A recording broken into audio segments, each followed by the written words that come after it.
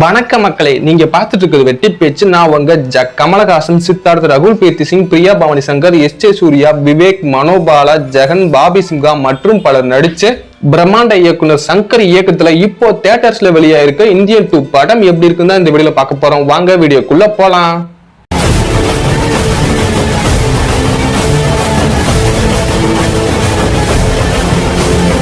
Indian 2 இந்த படத்தோட கதை என்னன்னா, சித்தார்த், பிரியா பவானி சங்கர், ஜெகன் இவங்க 3 பேரும் சேர்ந்து பார்க்கிங் டாக்ஸ்னு ஒரு யூடியூப் சேனல் நடத்திட்டு இருக்காங்க.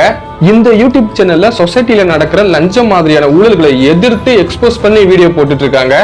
என்னதான் இவங்க கஷ்டப்பட்டு எக்ஸ்போஸ் பண்ற அந்த கிரிமினல்ஸ் எல்லாருமே ஈஸியா போலீஸ் கிட்ட இருந்து தப்பிச்சு சுதந்திரமா நடமாடிட்டு இருக்காங்க. ஒரு கட்டத்துல இவங்க பண்ற இந்த நல்லதுனாலேயே இவங்களுக்கே பேக் ஃபயர் ஆகி போலீஸ் ஸ்டேஷன் வரையும் போயிடுறாங்க. அப்போதைக்கு சித்தார்த் முடிவு பண்றாரு, இந்த சொசைட்டியை திருத்தணும்னா நம்மள மாதிரி பார்க்கிங் டாக்ஸ் தேவை கிடையாது, ஒரு ஹண்டிங் டாக்கால தான் முடியும்னா அந்த ஹண்டிங் டாக்கை வர வைக்கிறதுக்காக சோசியல் மீடியால கம்பேக் இந்தியன் ஹேஷ்டாக் போடுறாங்க. அந்த ஹேஷ்டாக்குமே வைரல் ஆகி இந்தியன் தாத்தா வரையும் அங்க மெசேஜ் போயிருது. அவருமே அதை பார்த்துட்டு இந்தியாவுக்கு ரிட்டர்ன் ஆகுறாரு.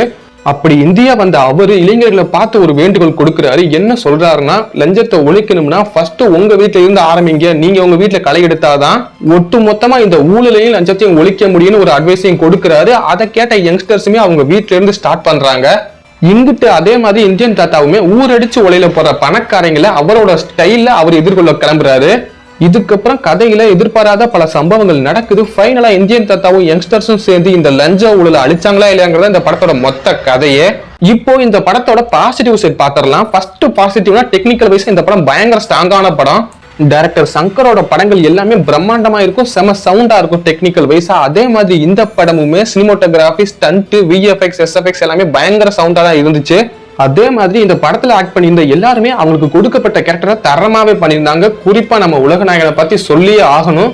மனுஷனுக்கு எந்த மாதிரி கேரக்டர் கொடுத்தாலும் சும்மா அசால்ட்டா பண்ணிட்டு போறவர் இந்த படத்துலயுமே அசால்ட்டா பிரிச்சு மேய்ஞ்சிட்டு போயிட்டாரு. அவரை தவிர்த்து இந்த படத்துல இன்னொரு லீடுனா அது சித்தார்த் தான். அவருமே அவருக்கு கொடுக்கப்பட்ட கேரக்டரை நல்லாவே பண்ணியிருந்தாரு. குறிப்பா அவங்க அம்மா இறந்து போற மாதிரி ஒரு சீன் இருக்கும். அந்த சீன்ல எல்லாம் அவரோட டயலாக்ஸ், எமோஷன்ஸ் எல்லாமே நல்லாவே கன்வே ஆயிருந்துச்சு. மத்தபடி இந்த படத்துல நடிச்ச சமுத்திரக்கனி, தம்பி ராமையா, பாபி சிம்ஹா, ஜெகன், பிரியா பவானி சங்கர், ரகுல் பிரீத் சிங் இவங்க எல்லாருமே அவங்களுக்கு கொடுக்கப்பட்ட கேரக்டரை கரெக்டாவே பண்ணியிருந்தாங்க. நம்ம விட்டு மறைந்த கலைஞர்கள் விவேக், மனோபாலா, நெடுமுடி வேணு, மாரிமுத்து இவங்களோட கேரக்டருமே நல்லா இருந்துச்சு. அவங்க ஸ்கிரீன்ல பாக்குறதுக்கு சந்தோஷமாவே இருந்துச்சு. அவங்களுக்கு டப்பிங்குமே நல்லா பண்ணியிருந்தாங்க ஏஐ வச்சு. அதே மாதிரி இந்த படத்துல இன்னொரு பிளஸ் என்னன்னா, நாம இப்போ ஃபேஸ் பண்ற எல்லா ப்ராப்ளமுமே இப்போ நம்மளுக்கு ரிலேட் ஆகிற மாதிரி இந்த படத்துலயுமே வச்சிருக்காங்க. சிட்டிக்குள்ள குப்பையை அள்ள வர்ற லாரி ஊரையே குப்பையாக்குறது, எஜுகேஷன் லோன் வாங்கிட்டு கட்ட முடியாம தவிக்கிற ஏழை மாணவர்கள்னு இப்போ கரண்ட்ல இருக்க ப்ராப்ளத்தை பத்தி பேசியிருக்காங்க. அது மட்டும் இல்ல, இப்போ இருக்க ரியல் லைஃப் கேரக்டர்ஸை பேஸ் பண்ணியுமே இந்த படத்துல ஏகப்பட்ட கேரக்டர்ஸை உருவாக்கி வச்சிருக்காங்க. எஸ்.ஜே. சூர்யாவோட கேரக்டர் வரிச்சூர் செல்வம், படத்தோட ஓப்பனிங்லேயே விஜய் மல்லையா மாதிரியான ஒரு கேரக்டரை காட்டுறதுன்னு எல்லாமே நம்மளுக்கு ரிலேட் ஆகிற மாதிரியான கேரக்டர்ஸை உருவாக்கி வச்சிருக்காங்க. இவ்வளவுதாங்க இந்த படத்தோட பாசிட்டிவ்ஸ். இந்த பாசிட்டிவ்ஸுக்கே நான் அலசி ஆராய்ஞ்சு தான் சொல்லிக்கிட்டு இருக்கேன். இப்போ இந்த படத்துல இருக்க நெகட்டிவ்ஸை பார்த்துடலாம். ஃபர்ஸ்ட் நெகட்டிவ்னா இந்த படத்தோட ஸ்டோரி தான். ஏன்னா இந்தியன் 1 வந்து 25 வருஷத்துக்கு முன்னாடி நடக்கிற மாதிரியான ஒரு ஸ்டோரி. இந்த படம் இப்ப கரண்ட் சிச்சுவேஷனுக்கு ஏத்த மாதிரி அமைச்சிருக்காங்க. அப்படின்னா இந்தியன் தாத்தாக்கு கிட்டத்தட்ட 100 வயசுக்கு மேல ஆகுது. அப்படி வயசான ஒரு ஆளு பறந்து பாஞ்சு அடிச்சிட்டு இருக்காரு ஒவ்வொருத்தரையும். அது மட்டும் இல்லாம சிக் பேக் எல்லாம் வச்சிருக்காரு. இது எதுவுமே ஏத்துக்கிற மாதிரி கிடையாது. இதுக்கான விளக்கத்தையுமே ஆல்ரெடி சங்கர் கொடுத்துட்டாரு. சைனால 120 வயசு வரையுமே ஒரு கிராண்ட் மாஸ்டர் இருந்தாரு. அவர் இப்படித்தான் ஆக்டிவா இருந்தாரு. அதை போக்கஸ் பண்ணி தான் நானும் இதை வச்சிருக்கேன்னு சொல்லியிருந்தாரு. என்னதான் சங்கர் இவ்வளவு விளக்கம் கொடுத்தாலுமே அந்த கேரக்டரை ஜஸ்டிஃபை பண்ற மாதிரி எதுவுமே கிடையாது. ஏன்பா இப்படி லாஜிக்லாம் பாக்குற, லாஜிக்கை பார்க்காத மேஜிக்கை மட்டும் பாருன்னு சொன்னீங்கன்னா, இந்தியன் 1 படம் பாத்தீங்கன்னா மேக்சிமம் அந்த படத்துல லாஜிக்கோட தான் சீன் எல்லாமே வச்சிருப்பாரு. லாஜிக்லாம் எங்கேயும் மிஸ் பண்ணிருக்க மாட்டாரு. பட் இந்த படத்தை பார்த்தா டோட்டலி இந்த படம் டிசப்பாயின்மெண்ட் தான். எந்த ஒரு இடத்துலயுமே லாஜிக் இல்ல. லாஜிக் இல்லாம தற்குறித்தனமா தான் ஏகப்பட்ட சீன்ஸ் வச்சிருக்காங்க. இது ஒரு ஃபேண்டசி மூவியா இருந்தா கூட பரவாயில்ல, அந்த அளவுக்கு லாஜிக் பார்க்க தேவை கிடையாது. இது ஒரு நார்மல் மூவி தான். கண்டிப்பா அதனால லாஜிக்லாம் பார்த்து தான் ஆகணும். இதுக்கு பேசாம தாத்தாக்கு சூப்பர் சோல்ஜர் சீரத்தை போட்டுட்டு அவருமே சூப்பர்மேன் மாதிரியான ஒரு கேரக்டர் தான் சொல்லியிருந்தா கூட இந்த காட்சிகள் எல்லாமே நம்பியிருக்கலாம். அந்த மாதிரி ஒவ்வொரு காட்சியுமே இருக்கு.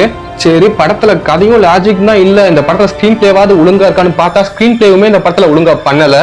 இந்த படத்துல இந்தியன் தாத்தா வந்து ஏகப்பட்ட வர்ம கலையில பண்ணுவாரு. ஒவ்வொரு வர்ம கலையுமே ஒவ்வொரு மாதிரி இருக்கும். அதாவது ஒரு வர்ம கலையை யூஸ் பண்ணா குதிரை மாதிரி மனுஷன் மாறி ஓடிட்டே இருப்பான் சாகுற வரையும். இன்னொரு வர்மக்கலையை யூஸ் பண்ணா அவன் வாயிலிருந்து எச்சியா வெளியே வந்து மொத்த தனியுமே வெளியே வந்து செத்து போயிடுவான். இந்த மாதிரி ஏகப்பட்ட வர்மக்கலையில யூஸ் பண்றாரு. இப்படி பாக்குறதுக்கு வித்தியாசமா புதுசாலாம் வர்மக்கலைகளை காட்டினாலும் அந்த சீன்ஸை மேக் பண்ண விதம் இருக்கு பாத்தீங்களா, அது ரொம்பவே எரிச்சலா இருக்கு. ஒவ்வொரு சீனுமே 20 நிமிஷத்துக்கு மேல ஓடுது. அதுக்கு தாத்தாவுமே எக்ஸ்பிளனேஷன் கொடுத்துட்டு இருக்காரு. இந்த வர்மக்கலை இப்படிப்பட்டதுன்னு உட்காந்து எக்ஸ்பிளனேஷன் பண்றதுலாம் எரிச்சல் தர மாதிரி தான் இருக்கு. சங்கர் படத்துல ஒவ்வொரு ஸ்டண்ட் ஃபைட் சீக்வன்ஸ் எல்லாம் பாக்குறதுக்கு அவ்வளவு ஆர்வமா இருக்கும். சிவாஜி படத்துல ரஜினியை துரத்திக்கிட்டு ஒரு 100 ரவுடிஸ் போவாங்க. அவங்கள ஒத்த ஆளா சிங்கிளாவே தலைவர் சம்பவம் பண்ணுவாரு. அதெல்லாம் பாக்குறப்போ கூஸ்பம் மொமெண்டா இருக்கும். அது மட்டும் இல்லாம கரெக்டா லாஜிக்குமே வச்சிருப்பாங்க. பட் இந்த படத்துல ஏகப்பட்ட ஃபைட் சீக்வன்ஸ் இருந்தாலும் ஒரு ஃபைட் சீக்வன்ஸ் கூட பாக்குற மாதிரி இல்ல. எல்லாமே கடுப்பாவும் எரிச்சலாவும் தான் வருது.